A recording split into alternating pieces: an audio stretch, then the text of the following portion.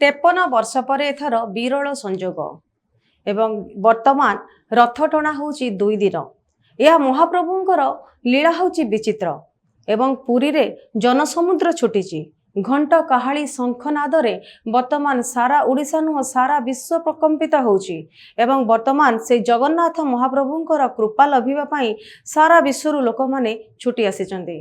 नमस्कार मुलिजा आपण देखुचंती news room. दर्शक बंधु जगन्नाथंकर महिमा जेते भी कहिले सेते कम हबो एवं वर्तमान दर्शक माने समते चातक पक्षी भली अनै बसिचंती जगन्नाथ केतेबेले शरधाबाली जिवे, तीन ठाकुर केतेबेले शरधाबाली रे पहुँचीबे एवं भगवानकर जगन्नाथंकर कृपा लाभ करिबा पई समस्त अनै थांते। जो दर्शक माने पुरी रे अछंती बड़ ठाकुरंक पाखरे अछंती सेमाने मध्य तांकर कृपा लभिया पई चेष्टा करिथिबे एवं जो माने नाहाती से माने टीवी रे रखिकी सेही तीन ठाकुरंकर दर्शन देखिबा पई टीवी खोलिकी समस्ते अनै बसिचंती।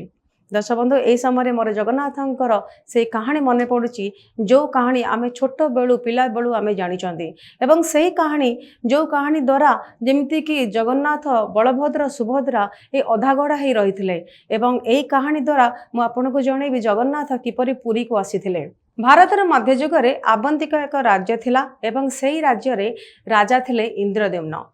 इंद्रद्युम्न सर्वदा विष्णु को पूजा करुथिले। से विष्णुकर उपासक थिले एवं सी विष्णुकर आराध्य लाभ करिबा पई चेष्टा करुथिले। एकदा गोटे जणे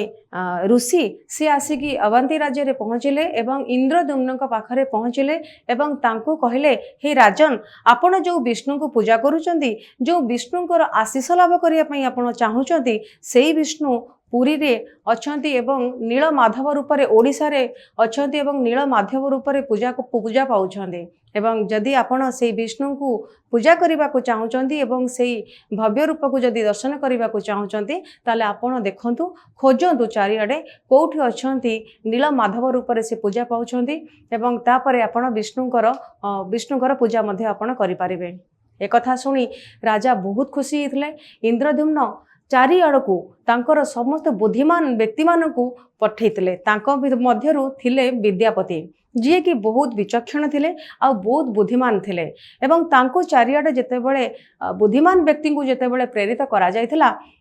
सेतेबेले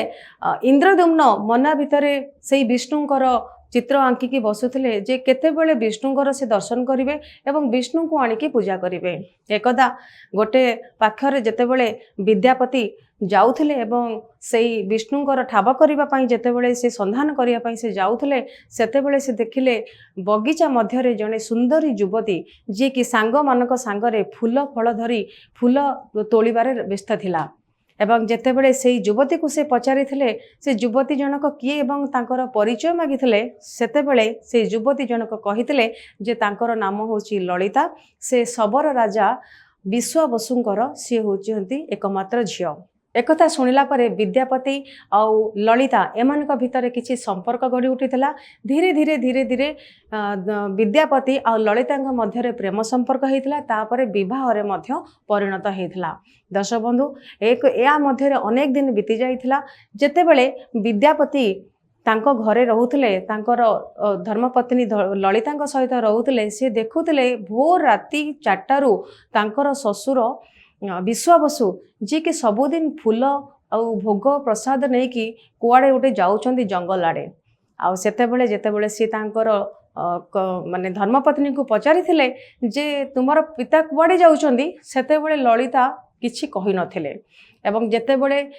विद्यापति बेसी बाध्य करथिले सेतेबेले से कहिथिले जे मोर पिता मना करचंती ए संपर्क रे कहिबा पई। तापरे शेषरे से तांकर पति को कहि देइथिले जे एठी नीलमाधव अछंती जंगल भितरे शेष सीमारे नीलमाधवर पूजा करबा को जाउचंती सबर राजा विश्वावसु एवं एक कथा शुणी तांकर विद्यापति जेतेबेले सी बहुत चेष्टा करथिले से मंदिर को जीवा पाई आ सी भी नीलमाधवंकर जड़े भल भक्त एवं तांकर दर्शन करने को चाहती बोलिकी से ललिता को कही एवं तांकर ससुर विश्वावसु को मध्य कही विश्वावसु जदिओ प्रथमे किसी राजी ही नथिले किंतु तापरे से राजी हेतिले विद्यापति को सेई जगह को नबा पई नीलमाधवंकर दर्शन करिया पई नबा पई चेष्टा करथिले एवं तांकर गोटे शर्त रखिथिले जेतेबेले विद्यापति तांको संगरे जिबे सेतेबेले तांको आखिरे पट्टी बंधा हाइथिबो। दर्शक बंधु तापरे धीरे धीरे एमिति हैला जे विद्यापति ललिता आ विश्वावसु एका संगरे गले जंगल मध्यरे अनेक बाट से चली चलिकी गले एवं ताको आखिरे पट्टी बंधा होता एवं शेषे से नीलमाधव को दर्शन मध्य कले।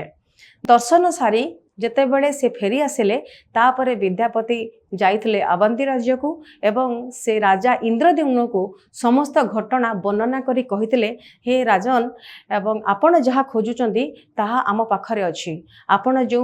जगन्नाथ खोजुचंदी जो विष्णु को खोजुचंदी से नीलमाधव रूप में पूजा पाउछंदी एवं तापरे इंद्रद्युम्न एकथा शुणिकी बहुत खुशी जाइथिले एवं से विद्यापति सहित नीलमाधव को लुचि चुपी आनिबा को जाइथिले। एइठी गोटे प्रश्न आसे सेतेबेले तो विद्यापति आखिरे अंध पुटुली बंधा होइतिला तांको किछि देखा जाउ नथिला किंतु से किपरि इंद्रद्युम्न को नेकी नीलमाधवଙ୍କ पाखरे देखा करैले। सेतेबेले जेतेबेले से तांकर ससुर विश्वावसु आउ ललितांक पाखरे ललितांक सांगरे से जंगल पार होउथले से सांगरे किछि मुठाए सोरिष नैथिले आ सोरिष को से रास्ता सारा बिंची बिंची नीलमाधवଙ୍କ पाखरे पहुंचीथिले एवं सेई सोरिष धीरे धीरे गजा होइतला गजा होई गछ होइतला आ गछ होला परे सोरिष फूल रे परिणत होइतला आ सेई सोरिष फूल को सोरिष गछ को अनुसरण करी करी विद्यापति आ इंद्रद्युम्न सेठारे पहुंचीथिले आ जेतेबेले नीलमाधव को से आनिबा को चेष्टा करथिले सेतेबेले नीलमाधव हठात उभान हो जाइथिले एवं तांकु शून्यवाणी करथिले जे राजा इंद्रद्युम्न मु एठी अनेक वर्ष हेलानी एठी पूजा पाउछि वर्तमान मु ए जगह रहिबे नहीं आपण जदि मते नबा पाई चाहुचंदी ताले श्रीक्षेत्र जांतु पुरी की जांतु पुरी समुद्र पाखरे काठ गंडी भासुथुवार देखिबा तापरे आपण मते नै सेटाकू पूजा करिवे मूर्ति बनैबे एवं पूजा करिवे। एवं एपटे जेतेबेले विश्वावसु खोजी खोजी खोजी खोजी नीलमाधव पाखरे पहुंची सेतेबेले विद्यापति को देखि तांकर क्रोध बढ़ी जाइथिला आ से विद्यापति को बहुत अभिशाप देवा को जाउथिला बेले सेतेबेले नीलमाधव मध्य आविर्भूत होइथिले एवं सेतेबेले कहिथिले विश्वावसु को जे विश्वावसु तमर पूजा करिवार समय सरी जाइछि मु आ ए जगह रहिबि नाही तेणु एटा विद्यापतिंकर किछि दोष नथिला एटा विधिर विधान थिला एवं तापरे जेतेबेले इंद्रद्युम्न एवं तांकर प्रहरी एवं समस्त को नेकी जेतेबेले पुरी जाइथिले समुद्र कूल रे देखिथिले गोटे काठ गंडी भासुथबार तापरे से काठ गंडी के आनिथिले एवं बहुत आड़ू बहुत कारीगर को डाकिथिले किए एपरी नीलमाधवंकर मूर्ति तैयारी करिवो एवं किए जगन्नाथंकर मूर्ति तैयारी करिवो एमती अनेक दिन चलीगला तथापि कौन सी कारीगर करें नहीं। गोटे दिन विश्वकर्मा वृद्धा बेशरे आसी कही जे मणिमा मु ये कम करी मु जगन्नाथंकर मु नीलमाधवंकर मूर्ति स्थापन करी मूर्ति को भल भाव आंकी पारि। एक शुणी राजा बहुत खुशी जाइथिले एवं तांको कहिथिले अनुमति देइथिले से काठ गंडी ठाकुरंकर मूर्ति निर्माण करबा पई किंतु तांकर गोटे शर्त थिला सेई विश्वकर्मांकर जो शर्त से रखिथिले 21 दिन केही से गृह मध्य को प्रवेश करिवे नाही जेतेबेले से ठाकुरंकर मूर्ति तैयारी करुथिबे सेतेबेले केही मध्य से जगह को जिबे नाही एवं तांकर जेतेबेले समस्त शर्त से राजी हो जाइथिले सेतेबेले सी जायकी विश्वकर्मा ता भितरे पसिथिले बुधा बेशरे एवं रानी जेतेबेले देखिथिले जे 10 दिन रु 15 दिन हो गलानी एपटे ठक ठक आवाज आसुनी बोध हुए बुध आउ अछंती कि नाहंती एतिमा सेतिपई से अळी करिथिले इंद्रद्युम्न पाखरे एवं ना सेतिपई से राजा पाखरे अळी करिथिले एवं कहिथिले जे तांकु जाईकी दर्शन करिबा पई तांको द्वार खोलिबा पई से कहिथिले एवं जेतेबेले से द्वार खोला हितला सेतेबेले देखिथिले से व्यक्ति वृद्ध व्यक्ति जनक नथिले आउ जगन्नाथ बलभद्र सुभद्रा तीन मूर्ति अधा गढ़ा होकर रही जाइथिले कारण तांकर 21 दिन समय नहीं 21 दिन होते जगन्नाथ बलभद्र सुभद्रांकर हाथ था गोड़ था किंतु सेतिपई जगतरनाथ जगन्नाथ तांकर हाथ नहीं हाथ खंडिया बोले कि कही था ଆଜି ହେଉଛି ଗୋଟେ ସେଇ ବଡ଼ ଦିନ ଯେଉଁ ବଡ଼ ଦିନରେ ଆମେ ଜଗନ୍ନାଥ ମହାପ୍ରଭୁଙ୍କର କଥା ସ୍ମରଣ କରିବା। ସେଇ ବଡ଼ ଦିନରେ ଆମେ ତାଙ୍କର ମହିମା ବିଷୟରେ ଆମେ ଜଣେଇଲୁ ଆପଣମାନଙ୍କୁ। ଆଶା କରୁଛି ଆଜିର ଭିଡ଼ିଓ ଆପଣଙ୍କୁ ଭଲ ଲାଗିଥିବ। ଯଦି ଭଲ ଲାଗିଥିବ ତାହେଲେ ଆମ ଚ୍ୟାନେଲକୁ ଆପଣ ଲାଇକ୍ କରନ୍ତୁ, ସେୟାର କରନ୍ତୁ, ସବସ୍କ୍ରାଇବ୍ କରନ୍ତୁ। ଜୟ ଜଗନ୍ନାଥ, ନମସ୍କାର।